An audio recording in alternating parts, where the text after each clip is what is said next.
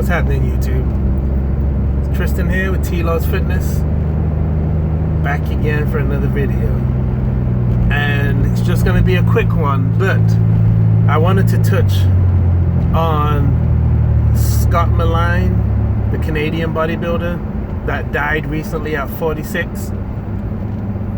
Once again, they said that he died from a heart condition.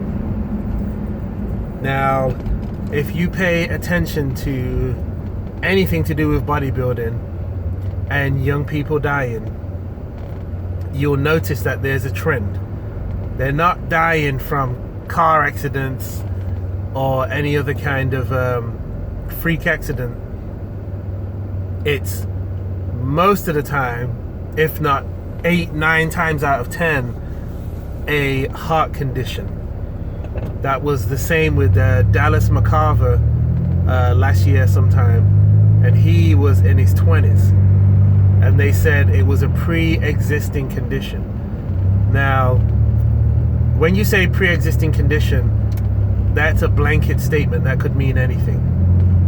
I have a pre-existing heart condition in that my heartbeat is slightly irregular. But I'm not keeling over and dying from it.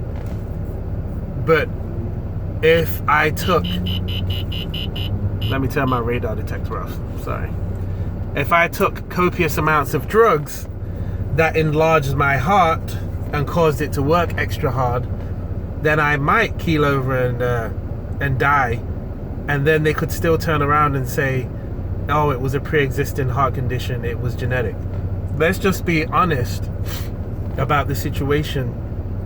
And I am not making light of the fact that somebody died again, but I am trying to address the elephant in the room, which is, if you are following bodybuilding, there is no way to deny that in modern bodybuilding, there's so many people that are having heart conditions, and a few that we hear of that are having heart attacks and dying. You have this guy, Scott Milne, rest in peace. You have Rich Piana, you have Dallas McCarver, and they're the main big name ones, but there's others too that you haven't heard of. And there's also guys that are not even a professional bodybuilder. They're not an IFBB pro, but they are trying to become an IFBB pro.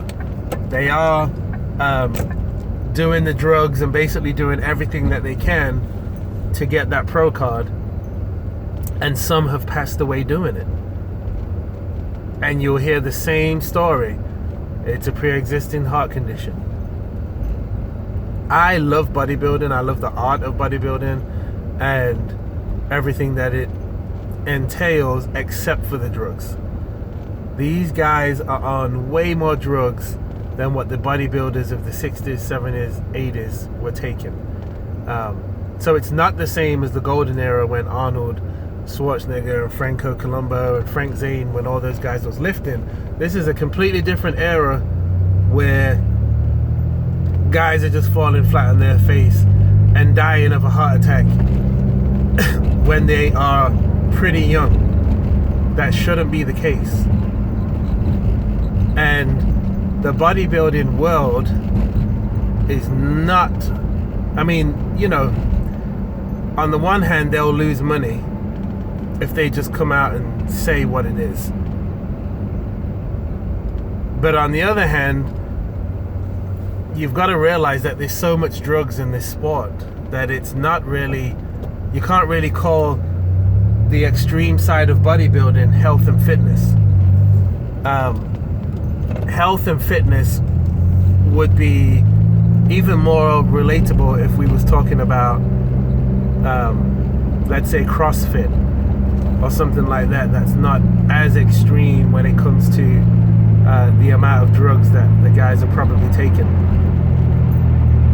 So the question is, when are the fans, when are the people like you who are watching this video going to put pressure on the IFBB to tone it down to where your favorite bodybuilders aren't just going to die from heart conditions in their 20s and in their early 30s.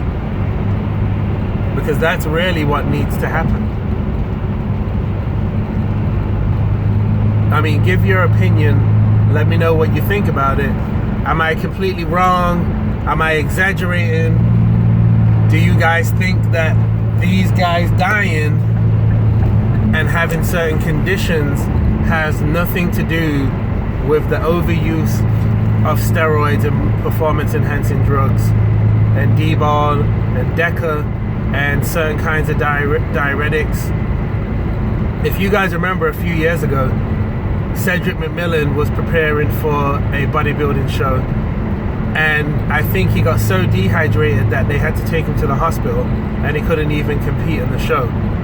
And ever since that happened to him, you'll notice that most of the time when he comes to a show, he comes in and he's not fully in shape, or he's not in shape to the point where the judges would say that he's fully in shape.